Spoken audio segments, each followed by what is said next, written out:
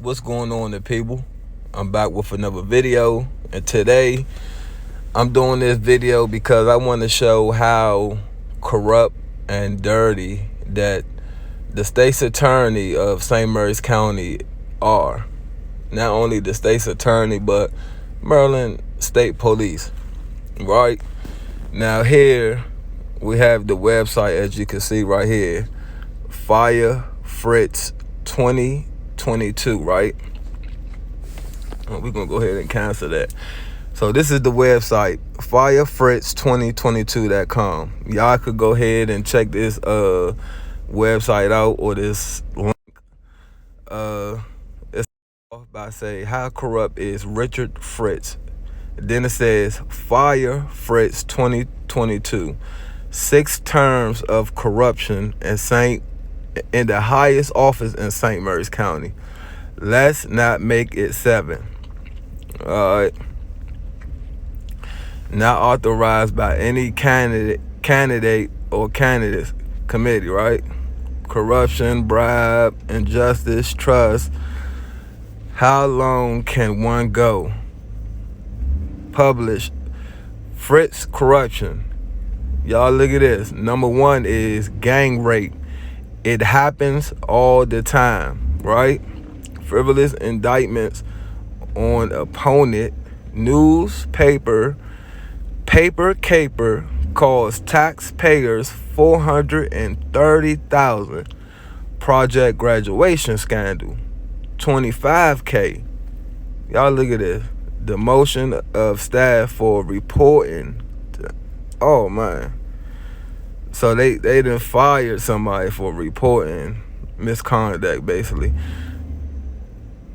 Free beach week costing taxpayers over $11,000. And as you go down on the website, it says the office of the state's attorney for St. Mary's County, Maryland, Richard Fritz, state's attorney. Then it says attorney profile, Daniel White. Now Daniel White is crooked himself, because they just came out with a article. Well, basically, he got caught up in some corruption of himself.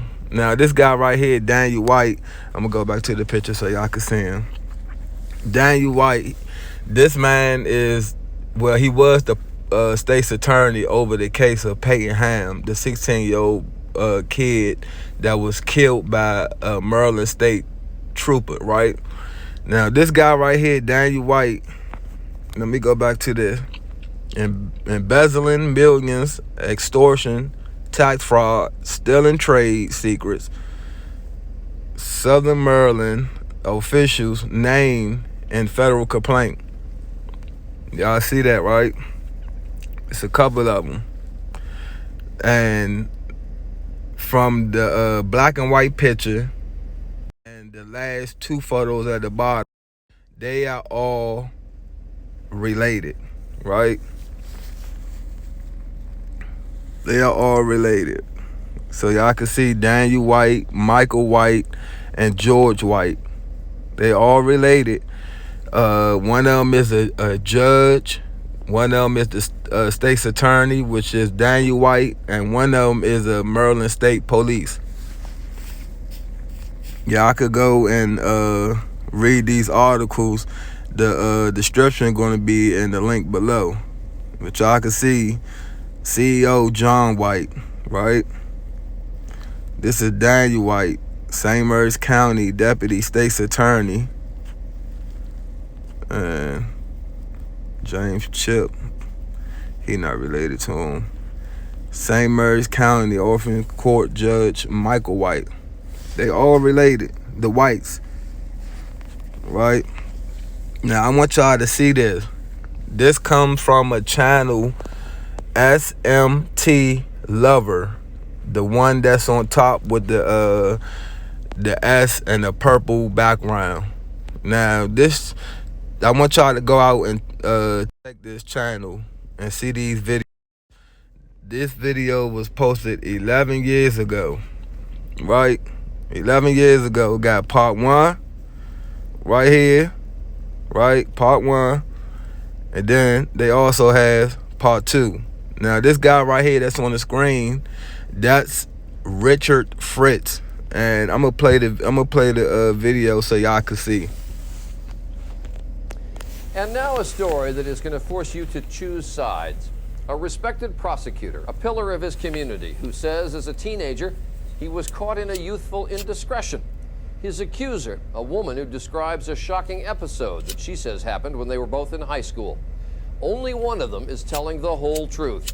But which one? And why are they reliving it today, 35 years later? Here's Chief Correspondent Chris Wallace.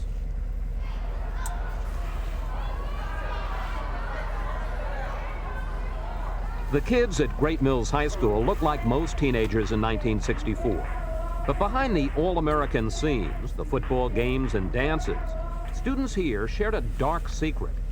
One of them may have been gang raped. I just remember screaming for help, and that's all.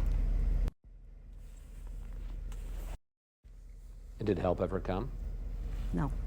Did Carla consent to having sex with you? Yes. Nothing forced about it? Nothing whatsoever.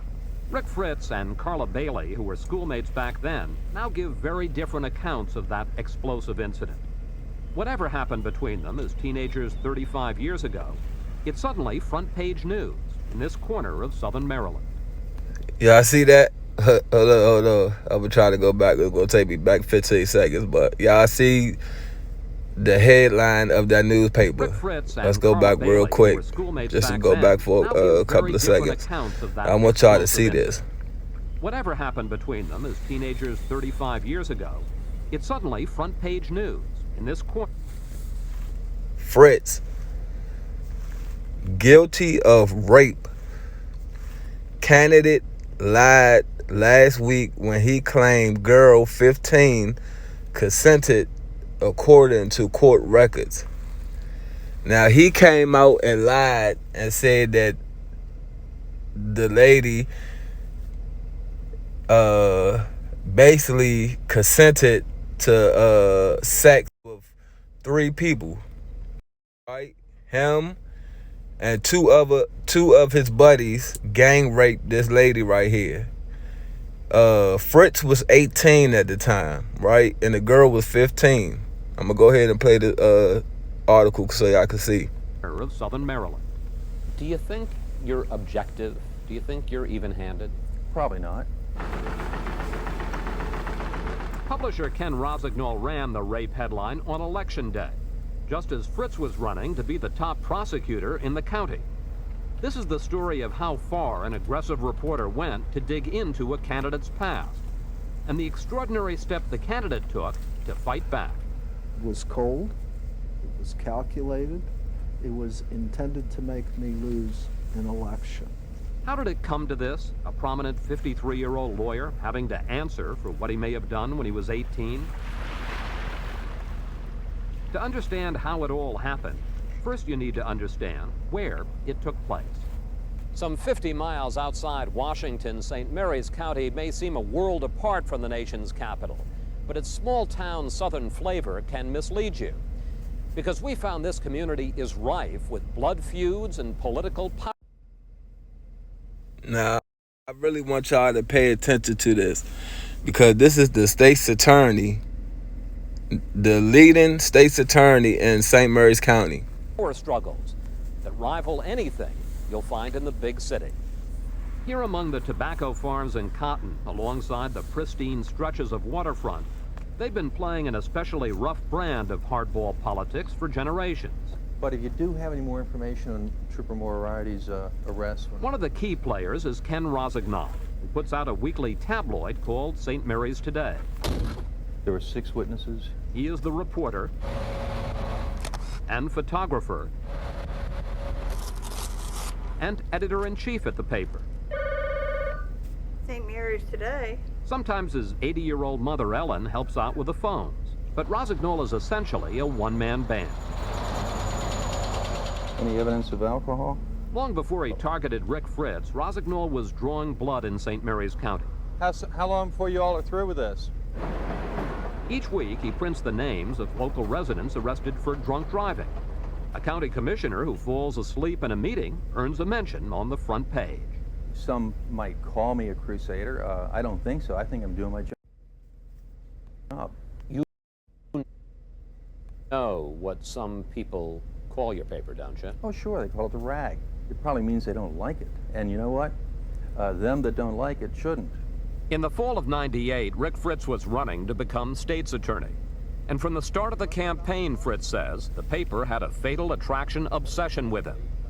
One story alleged when he was a deputy prosecutor, Fritz was soft on drug dealers. Another accused him of delaying a trial so he could go bear hunting. He's made me look like a liar to the court. He's made me look like a thief. He's made me appear as though I'm giving inside information to drug dealers. Obviously, what they were endeavoring to do was to blow me up, dynamite me. You printed story after story about Rick Fritz. You really went after him, didn't you? I think we went after his record. We're going to look at the record, and we're going to tell our readers what the record shows. And we're going to tell them what we think about it, too. Were you trying to beat him to make sure he didn't win? Absolutely. The important issue for the citizens of this county. In the final days of the campaign, it became an issue that both candidates for state's attorney had been in trouble with the law when they were much younger. And this was Rosignol's silver bullet. Looking through court records, he found that back in high school, Rick Fritz was charged with carnal knowledge of a female child, that he and two other young men had sex with a 15-year-old. Fritz pled guilty to the misdemeanor and got off with probation. On election eve, the most explosive story of the campaign rolled off the presses. The headline was a bombshell. Fritz, guilty of rape. Do you think it's fair to print an article like that on election day when the candidate is going to have no opportunity to respond? Sure, that's fair. He's a big boy. But timing wasn't the only issue. Was that front page headline an accurate description of the crime? Wouldn't it have been more accurate to say he pled guilty to sex with an underage girl? A lot more accurate than saying he pled guilty to rape. Oh, that's a good headline. I wish you were here at the time. You make it sound like, well, it wouldn't have sold as many papers. No, you said that. I didn't say that. You don't have any qualms about putting pled guilty to rape on the front page of your paper? None whatsoever.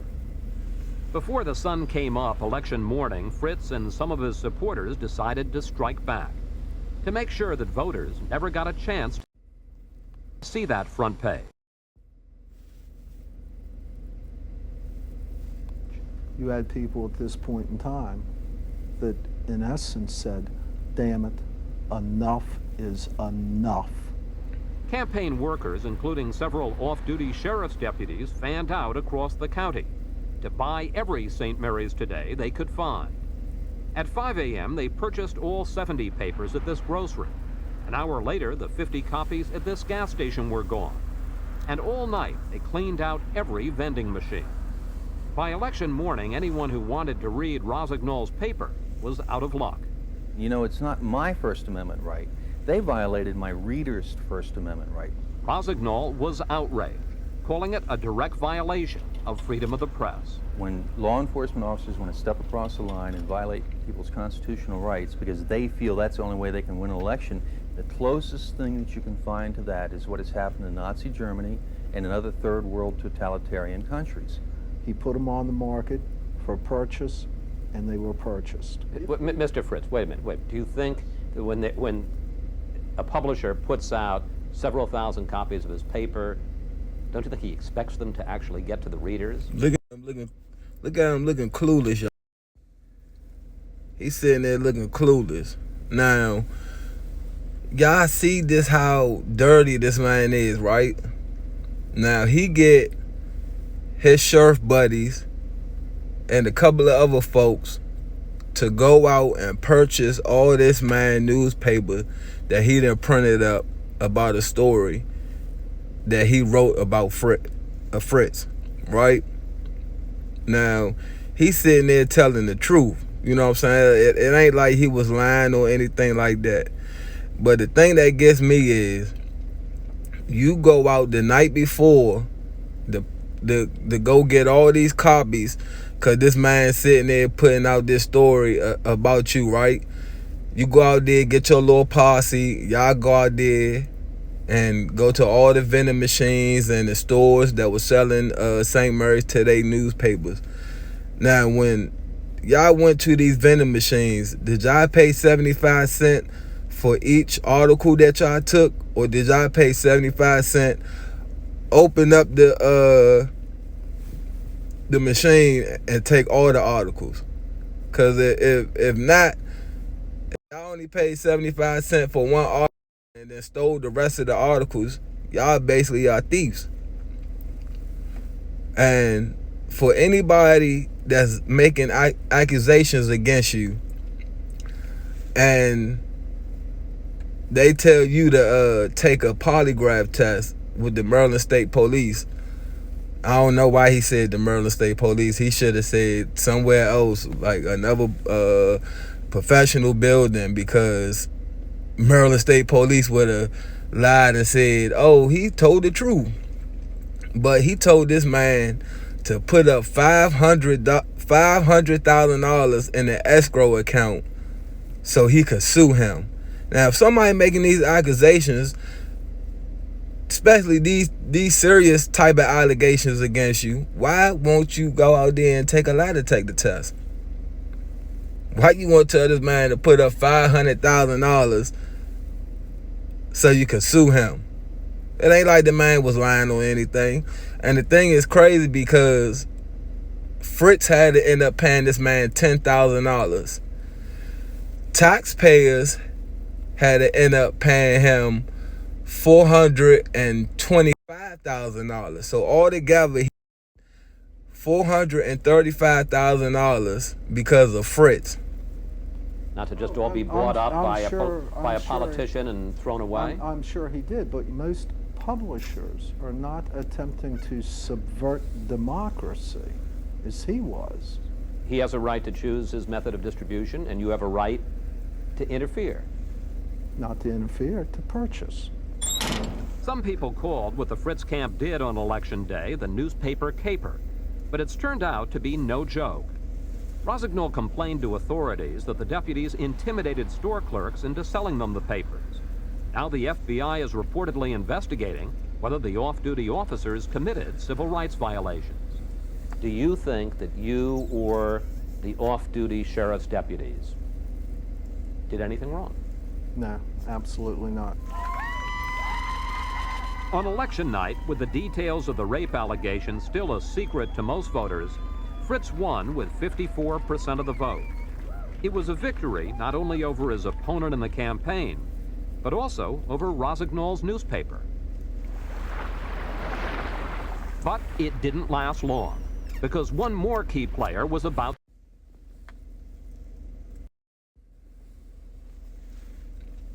No. I told y'all it's a part 2. I want y'all to watch part 2. Now y'all could see that this man said he do not think that him or the off-duty sheriffs did anything wrong. Right? Now this is the type of man that does not own up to his mistakes. He don't own up to his mistakes, and he's the type of guy that he know if he got that power, he can get anything vanished away, right? Now let's go ahead to this part 2 and talk about it some more. When we come back, Carla Bailey comes forward after 35 years to tell her story. And wait until you hear what she says happened that day.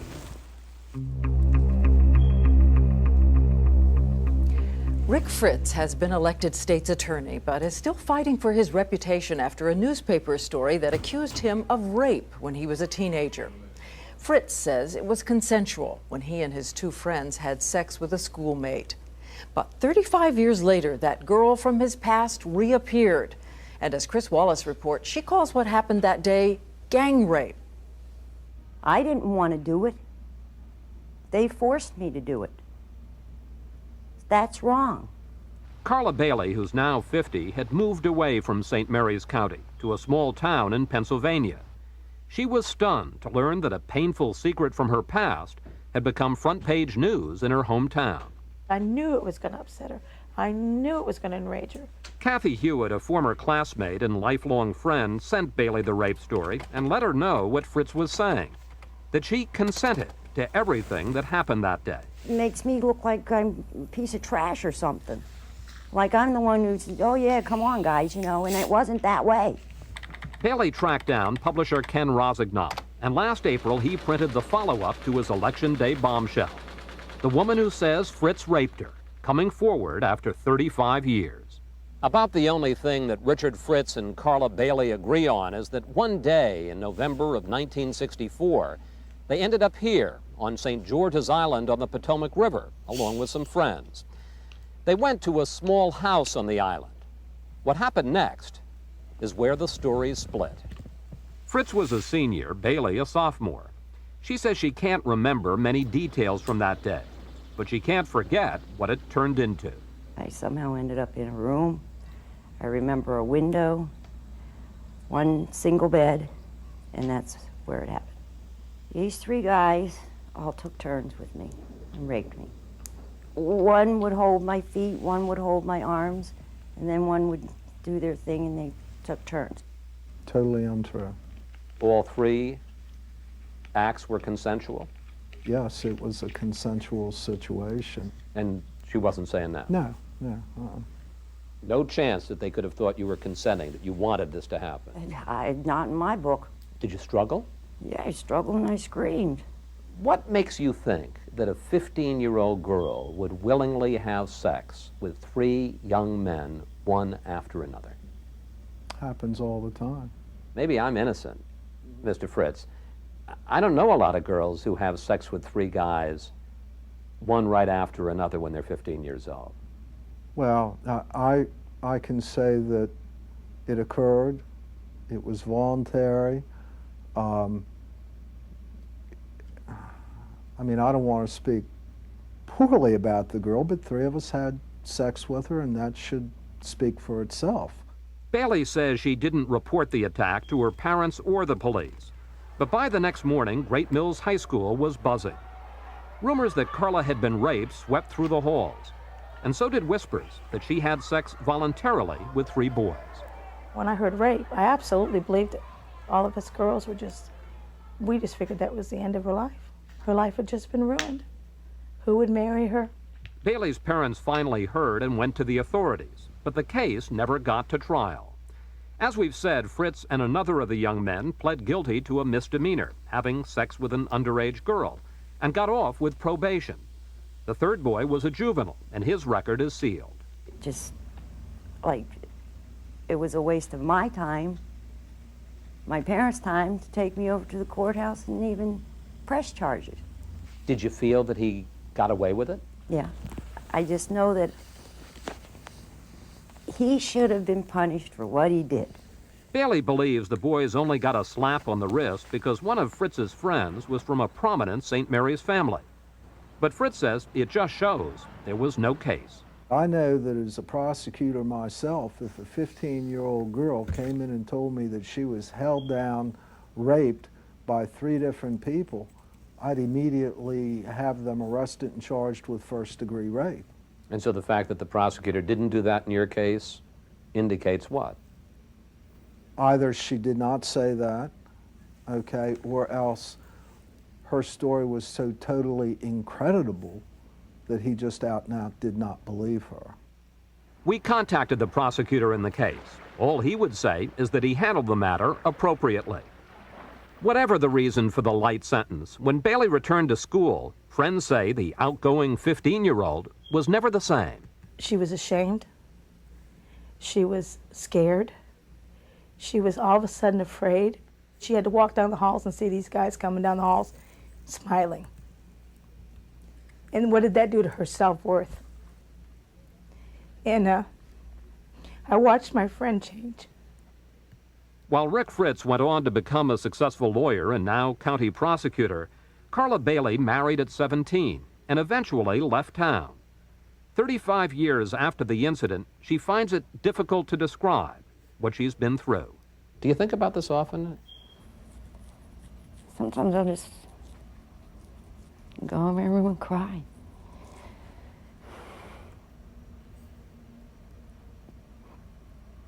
15-year-old girl, it's a lot to go through, isn't it? Oh, yeah, I guess.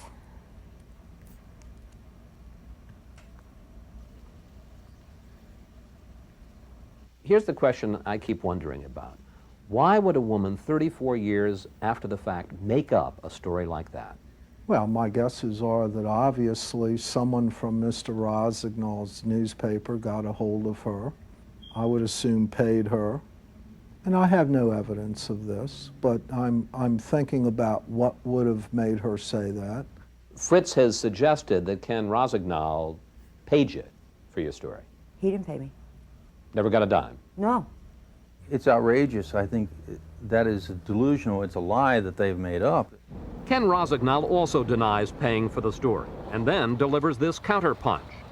He has challenged Fritz, the man who prosecutes criminals, to submit to a polygraph test himself. I think he should take a lie detector test administered by the Maryland State Police to determine his truthfulness, or he should step down. If Ken Rosignol wants to put up $500,000 in escrow so I can sue his butt for the libelous activity that he has engaged in over the last year and a half, I'd be more than happy to take a polygraph examination. More than happy to. Chances are we'll never know what really happened that day on St. George's Island. But Ken Rosignol's Election Day headline reopened all the old wounds. Carla Bailey says she still hopes for justice. I would like to see him pay. Instead of going to jail, he's going to just lose what he has. As for Fritz, he says he's already lost plenty. That people now ask his wife whether he raped that woman. But once the story hit the front page, he says he did what they always do in St. Mary's County. He fought back. Never was my intention to make her out to be trash. But if the facts of the case are the facts of the case, then so be it. Newspaper publisher Ken Rosignol is suing Richard Fritz, the sheriff, and St. Mary's County for allegedly violating his civil rights by confiscating the newspaper. We'll be right back. Wow. It's crazy, y'all, that the people is out here asking your wife, are you guilty of rape? And you are a state's attorney. This doesn't make no sense, y'all. Like I told y'all, these videos come from SMTLover. And he got a couple of videos about Richard Fritz and how corrupt this man is, right? See the video right here. We just can't trust Richard Fritz to be our state's attorney any longer. Now, these videos come 11 years ago, y'all. So 11 years ago that SMT, which I'm guessing is St. Mary's Today Lover, I'm guessing, right? As I told y'all before, the state's attorneys in St. Mary's County are crooked. Like I told y'all, we have basically the big dog state's attorney is Richard Fritz, right? And then we also got this guy here, Daniel White. And I showed y'all what he's been accused of. He's been accused of embezzling millions, extortion, tax fraud, stealing trade secrets, right? And y'all can see this date came February 18th, 2022. Leonardtown, Maryland. A complaint recently filed in the United States District Court of Maryland has named the Chief Judge of the St. Mary's County Orphans Court a St. Mary's County Deputy State's Attorney, a Maryland State Trooper. Wow, guys. So we got a judge, a state's attorney, a deputy state's attorney, and a Maryland State Trooper. All of them are family members. I think this guy right here, John White, is Daniel White nephew. And here we had, like I said, this is Daniel White. And right here we have Michael White. And Michael White, I think he's the father of this guy right here, John White, right? Now, I'm gonna leave all the links below so y'all could go out here and read these articles for yourself. Y'all could Google it and everything. But these guys are in a federal complaint with some serious charges. And I think it goes back to 2008. This one right here, back on October 25th, 2018, 5 days before the public announcement. So this basically talking about the business or whatever. Y'all look at this.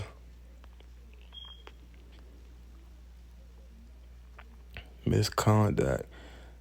Paying up to $400 million to acquire Flywheel with an upfront payment of $60 million and a possibility of as much as an additional $340 million.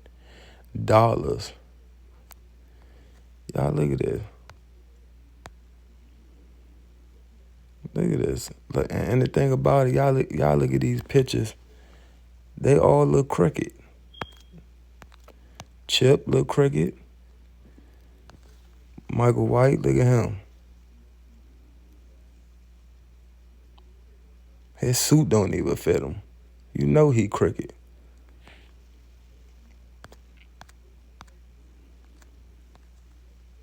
Look at him. His face just says that he's dirty.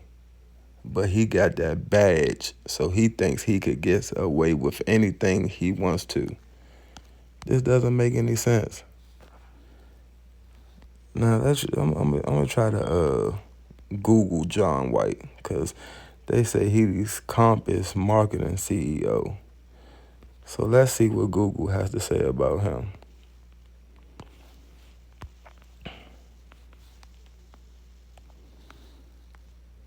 Y'all can see in my search.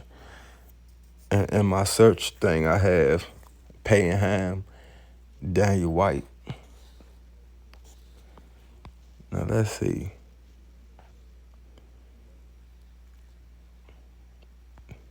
Now y'all can see he's all over Google. He's the chairman / CEO.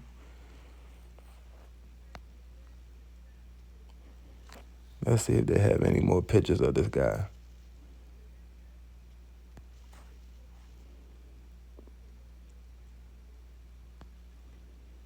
Look, is this Chip? Is that Chip right there to the right? And that's John. Is that John right there to the left? Look, Chip again. Chip again, guys. There you go.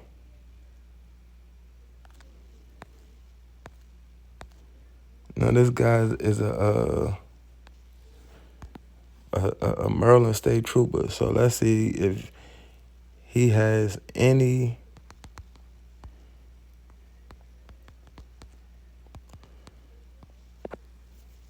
images of him in uniform.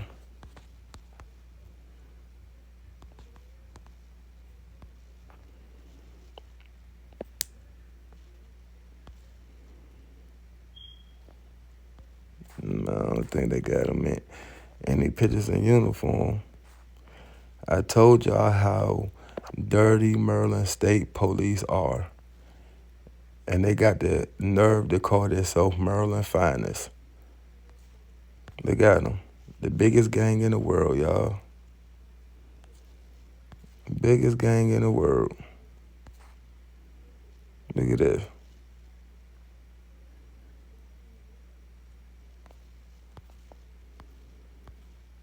Y'all look at this. Well, with the Peyton Ham situation, this guy, Daniel White, was over this case, right? He was over this case and he found that the trooper was not in any wrong of killing this 16-year-old boy. Look at this. Y'all just look at this picture. This is Peyton Ham on his knees after already being shot 11 times. As y'all can see, his right arm is dripping with blood. He's on his knees. He has on flip-flops. At this moment right here, this trooper could have ran over and pushed this kid to the ground. He was no threat. But no, he decided to shoot this kid 4 more times and killing him, right? Now, this picture right here is shocking, right? Because I want y'all to see something. See, that's not the full picture. This is the full picture. This picture right here is shocking. As y'all can see, we got a St. Mary's County deputy with his or her emergency lights on, right? Right here, we got another squad car. I can't tell. It looks like another St. Mary's County sheriff. But they had their emergency lights on, coming to the rescue, right? Now, this trooper right here, this picture gets even crazier. This trooper right here heard on the radio, well, 2 calls came in saying that a guy looks suspicious in the backyard. Second call comes in, guy looks suspicious and it looks like he has a gun. This trooper right here, this murderer right here, I'm not even gonna call him a trooper. This murderer right here, he ends up hearing the call come on the radio. He was in the barrack. This trooper right here was in the barrack doing paperwork to go to court. Decides to get in his patrol car, going to a suspicious person. That's what the call was about, a suspicious person. A suspicious person that looks like he might has a gun, right? This murderer right here gets in his car, his patrol car, doesn't activate his emergency lights and doesn't activate his sirens. Why? Because he know he had a free kill. Because he know if he had activated them emergency lights and turned on them sirens, his dash cam would have came on. So it's no footage. The only footage there is this picture that you're looking at now. And when I told y'all this picture gets wicked, I want y'all to go over and see something. This is Peyton Ham's grandparents' house. That is Peyton Ham's grandmother. That's his grandmother right there. She seen this murderer shoot and kill her grandson in their front yard. Y'all look. He's on his knees, so how is he a threat? Yeah, and I want y'all to look at this. Maryland State Troopers are not currently required to wear cameras, right? And Azaria was not wearing a body camera as he shot Ham. But the audio transcript in the County Times indicates that Azaria waited 57 seconds after his 11th shot before resuming fire, right? So you done shot this boy 11 times, waited 57 seconds before you started shooting him again. The location of shell casings recovered on the scene combined with the timestamp of the photo indicates that 42 seconds after this picture was taken, Azari stepped around and more than 10 feet away from the wounded and kneeling boy and fired 4 more shots, at least 3 of which hit his chest and neck, killing him. Now, in all honesty, he probably was already going to die because the trooper shot him 11 times. And it's crazy because, y'all look at this right here. The wounded and kneeling boy. So he's already wounded after you shot 11 times. He's wounded and kneeling. As y'all can see on the picture. Y'all can see on the picture. Look at his right arm. Blood coming down. And that's a lot of blood. That's not a little scrape and bruise. That's a lot of blood. It looks like that he was probably the trooper, well, the murderer, I'm saying. The murderer looks like he probably was on his walkie-talkie, probably calling in whatever was going on.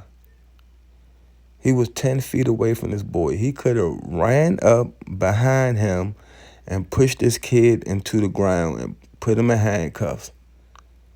But that wouldn't have mattered because he would have said something else. If he did put him in handcuffs, he would have said something else, and the fact that he feared for his life. You know what I'm saying? So that didn't matter. So I want y'all to go ahead in the description, and I want y'all to go ahead and read these articles, and I want y'all to see how dirty these state's attorneys are. One of them get charged with rape at 18. I wonder if he's on the sex registry list. Y'all look at this. Azari could have had push. Same thing I just said. Push Peyton over. Tase him. Cuff him. Hit him. Anything, she says. But he chose to kill him instead. And that's what he wanted to do when he heard that call come over the radio, right? Now, look at this. Yet, at the time, the Rayleighs agreed to keep the photos to themselves and only share their thoughts about the story it told with each other or close family friends. They knew the witness had provided the same picture at the same time to the state police and to the office of Richard Fritz, the state's attorney for St. Mary's County, Maryland.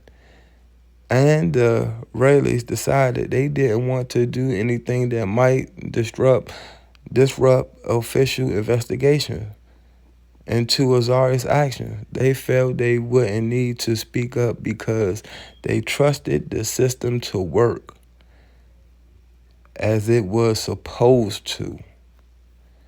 So the family didn't speak about this when they got this picture or nothing because they thought that, you know what I'm saying, they would get justice from Richard Fritz. They thought Richard Fritz and his office would do their job. They thought they would do their job. It's crazy. CNN picked up the story. CNN did a first-day story on the killing of the 16-year-old who, by the police version of events, had pulled a fake gun and a small knife on a cop. But in the months after the shooting, the Rayleighs didn't return requests for interviews from local and out-of-town news organizations, including Defector.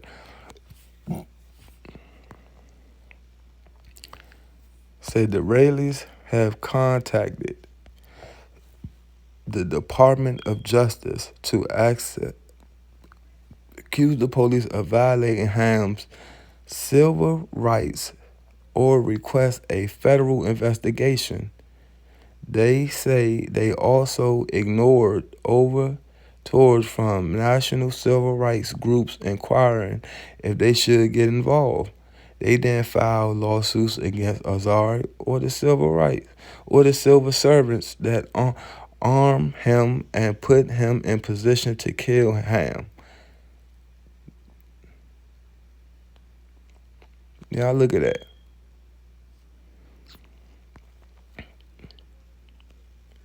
The Rayleighs now say they regret their silence as the family stayed quiet and the state's attorney's office, y'all look at that. The state's attorney's office did nothing. The story essentially went away. Y'all want to know why? Because the state's attorney was dealing with their own corruption. They wasn't worrying about this case. They was worrying about them hundreds of millions of dollars that they was extorting and embezzling. They wasn't worrying about this. They was not worrying about this.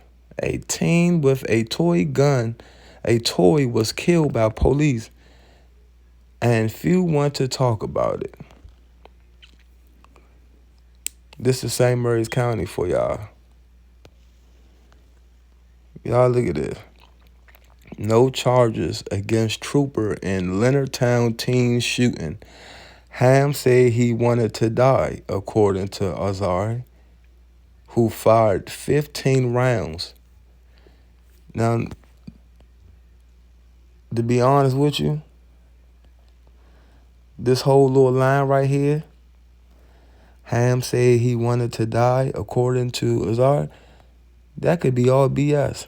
And y'all can see Daniel White out there talking to Maryland State Police. Y'all can see him. Deputy State's Attorney Daniel White on right confers with investigators at the scene of the shooting of Peyton Ham, who was shot dead on April 13th in a confrontation with Maryland State Police Trooper Joseph Azari.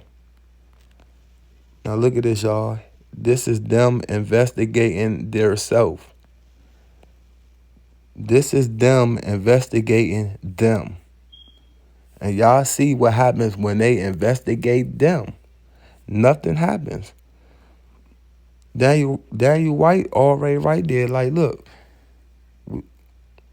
we're going to let him go home.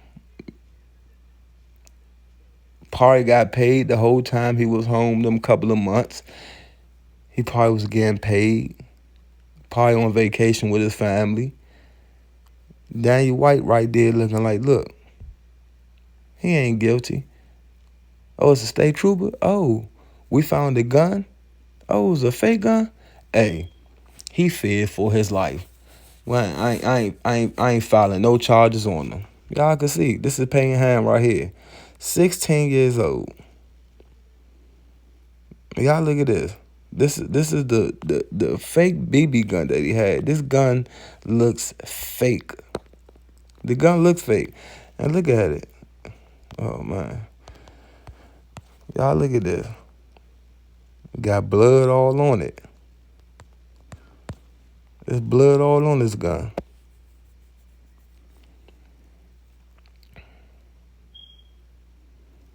A replica gun that was used by Peyton Ham the day he died, according to a report from State's Attorney Richard D. Fritz. They need to reopen this investigation because Fritz is dirty. Fritz is crooked. Fritz is a rapist. I'm sorry.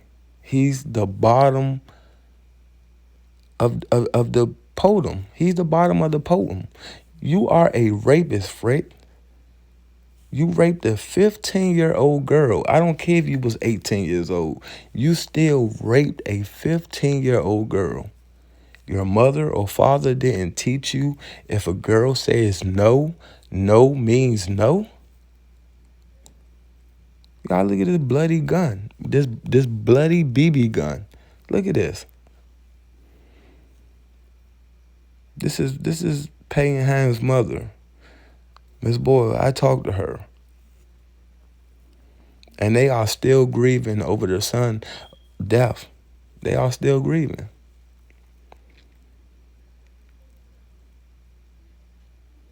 That's his mom and his stepdad. I talked to him. A wonderful family. And all they want is justice. But how are they going to get justice from a crooked and corrupt state's attorney? How are they going to get justice from a crooked and corrupt county? Right? How?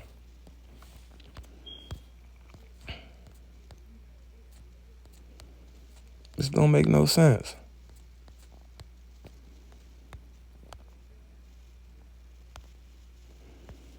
And this is a letter. Y'all see who it's from. Oh, shit. Y'all see who it's from. Richard D. Fritz, State's Attorney.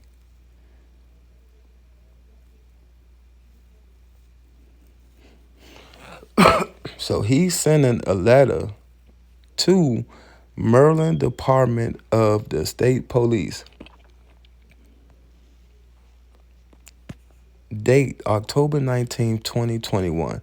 This happened back in April. Subject, fatal officer involved shooting of P-H- the office of the Saints. The Saints. The office of the state's attorney has completed its review of the fatal shooting of PH on April 13, 2021 by Maryland State Police Trooper Joseph Azar. We based our investigation, basically saying we investigated ourselves.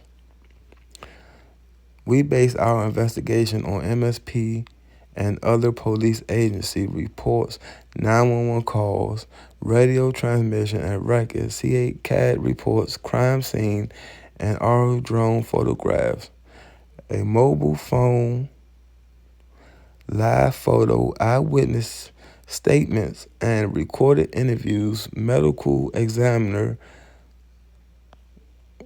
So they basically putting everything in there. St. Mary's County Public School records, Amazon blank camera records, and other evidence submitted to this office by Maryland State Police Homicide Unit. We weighed the voluntary statement of the involved officer and the St. Mary's County Grand Jury also participated in this investigation, and we considered those proceedings in our examination.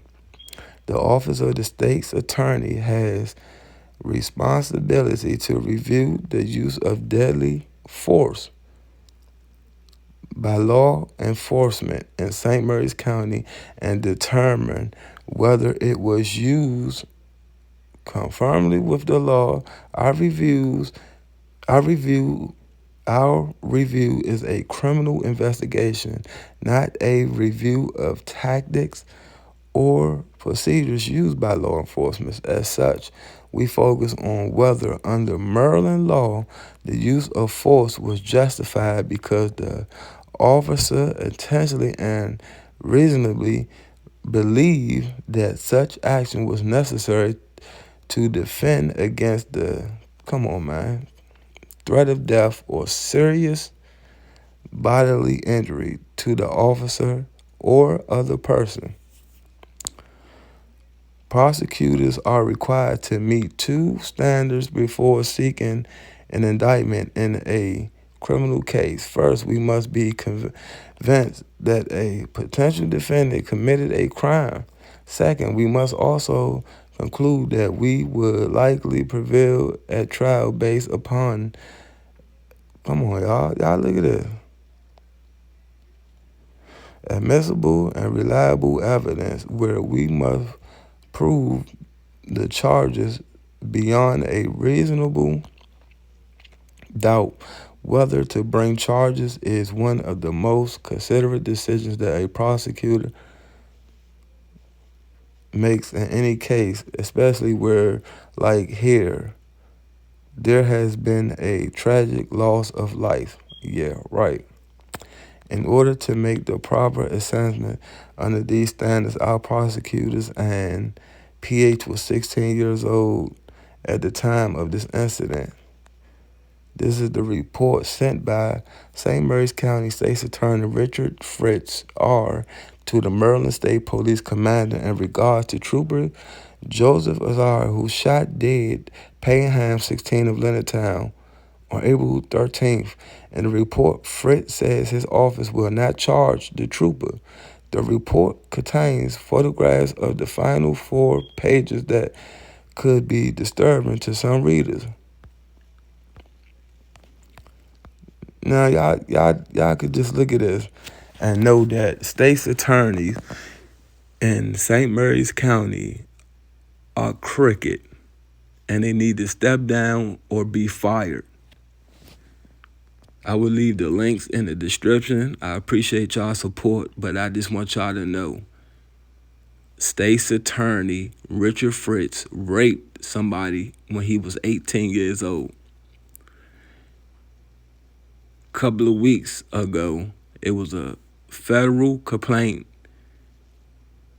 that, and this complaint is a St. Mary's County judge, a St. Mary's County state's attorney, and a Maryland state trooper. All of them works in St. Mary's County. Y'all, these people are dirty, and we need to get this story out here, because these people are crooked. I appreciate y'all's support. Y'all be safe until the next video.